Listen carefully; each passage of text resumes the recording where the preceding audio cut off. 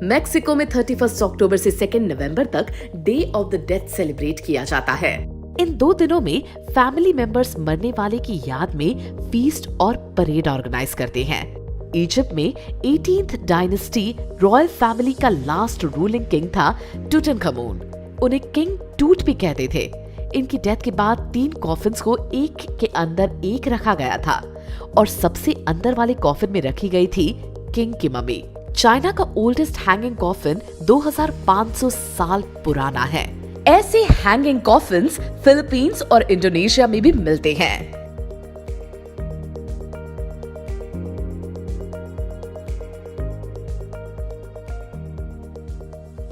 World में हर activity को ritual से जोड़ा गया है। नई फसल आई हो या सीजन की पहली बारिश शुरू हुई हो, नया घर लिया हो या घर में नया मेंबर आया हो, हर ओकेजन और हर इवेंट को इन रिचुअल एक्टिविटी से सेलिब्रेट किया जाता है, यहाँ तक कि डेथ को भी। जी हाँ, क्या है ये डेथ रिचुअल्स और इन्हें करने का पर्पस क्या है? इन्हीं सभी सवालों का जवाब देंगी हमारी आज की mind Wars encyclopedia playlist death rituals.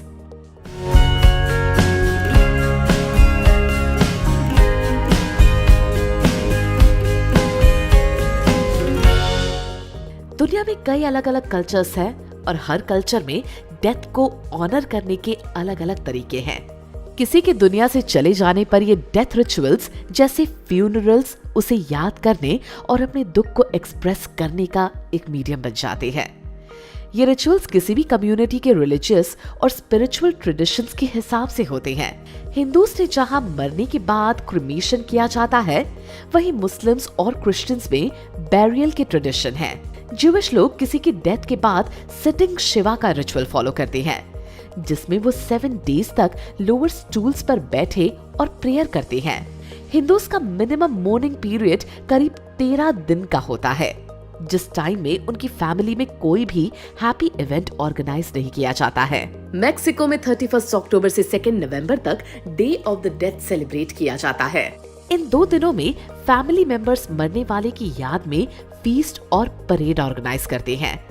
इतना ही नहीं, स्पिरिट्स का वेलकम वो फूड और स्केलेटन टॉयज से करते हैं। और स्ट्रेंज बात ये है कि ये कोई ग्लूमी या सैड इवेंट नहीं होता है, रादर ये बड़ा ही फेस्टिव और कलरफुल होता है, जहां लोग मरने वाले को जितनी भी जिंदगी मिली थी उसे सेलिब्रेट करते हैं।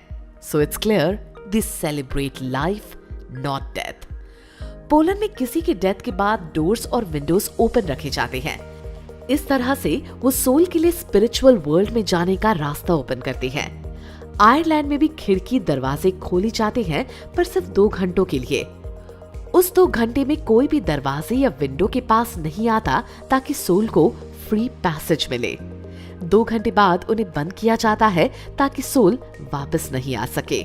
डेथ रिचुअल्स में टूम्स और ग्रेव्स बनाने का कल्चर भी बहुत पुराना है। सबसे पुराने रॉक टूम्स या रॉकी शेल्टर इजराइल के काफसे में मिलते हैं, जो आज से 90,000 ईयर्स पुराने हैं और जिन्हें वर्ल्ड की ओल्डेस्ट बैरियल प्लेसेस माना जाता है। यूरोप में भी 6000 साल पहले के नियोलिथिक पीरियड के रॉक टूम मौजूद हैं, जिन्हें डॉलमेंस कहा जाता है। कई कंट्रीज में तो इन टूम्स और ग्रेव्स को डेकोरेट करने के भी ट्रेडिशन है। रोमानिया के एक विलेज सपांटा में भी एक बहुत ही कलरफुल सेमेट्री है, जिसे मैरी सेमेट्री कहते हैं। यहाँ करीब 800 पेंटेड कलरफुल वुडन क्रॉसेस हैं। क्रॉसेस को डेकोरेट करने की शुरुआत एक विलेजर स्टैन इयोन पैट्रिस ने करी थी, जब वो बस 14 साल के थे। इजिप्ट में भी कॉफिन्स को डेकोरेट करने का कल्चर रहा है। यहाँ के लोग बॉडी को ममीज में कन्वर्ट करके उन्हें डेकोरेटेड कॉफिन्स में पिरामिड्स में रखते थे। इजिप्ट में 18th डायनेस्टी रॉयल फैमिली का लास्ट रूलिंग किंग था टूटनखामुन। उन्हें किंग टूट भी कहते थे। इनकी डेथ के बाद 3 कॉफिन्स को एक के अंदर एक रखा गया था और सबसे अंदर वाले कॉफिन में रखी गई थी किंग की मम्मी। इन कॉफिन्स को कई सिंबल से प्रोटेक्ट किया जाता है, क्योंकि इजिप्शियन कई कल्चर्स की तरह आफ्टर लाइफ में बिलीव करते हैं और इसीलिए मम्मी बनाकर बॉडी को प्रोटेक्ट करते हैं। डेकोरेटेड कॉफिन्स तो ठीक है, लेकिन क्या आपने कभी हैंगिंग कॉफिन्स के बारे में सुना है? चाइना का बो एथनिक ग्रुप वो पहली कम्युनिटी थी जो वैलीज में कॉफिन्स को हैंग करते थे। कुछ का मानना है कि ऐसा इसीलिए किया जाता था ताकि उन्हें हेवन के करीब रखा जा सके, तो कुछ कहते थे कि फार्मिंग लैंड को बचाने के लिए कॉफिन्स को चट्टानों से हैंग कर दिया जाता था। चाइना का ओल्डेस्ट हैंगिंग कॉफिन 2500 साल पुराना है। ऐसे हैंगिंग कॉफिन्स फिलीपींस और इंडोनेशिया में भी मिलते हैं।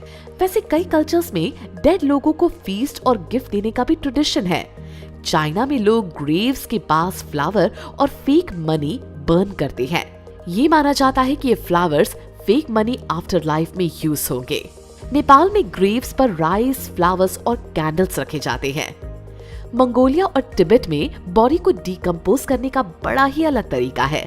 ना ये बॉडी को बर्न करते हैं, ना बरी करते हैं। इनका मानना है कि एक बार बॉडी से सोल डिपार्ट होने के बाद वो बस एक हॉलो वेसल बन जाता है। इस हॉलो वेसल को पीसेस में चॉप करके ऊंचे पहाड़ों पर वल्चर्स और ईगल्स को ऑफर किया जाता है। रीसेंट रिपोर्ट्स के मुताबिक 80% तिब्बतियंस आज भी यही प्रैक्टिस फॉलो करते हैं। Little weird, right? न्यू ऑर्लम में बॉडी को ग्रेव तक ले जाते हुए बकायदा जैज बैंड बजाया जाता है। ये बात तो क्लियर है कि हर कल्चर और हर ट्रेडिशन में डेड पीपल को कंप्लीट ऑनर के साथ ही गुड बाय कहा जाता है। डेथ रिचुअल्स की ये प्लेलिस्ट आपको कैसे लगी, हमें जरूर बताइए। और ऐसी ही और भी इंटरेस्टिंग प्लेलिस्ट को देखने के लिए आज ही सब्सक्राइब कीजिए mind Wars only on YouTube channel.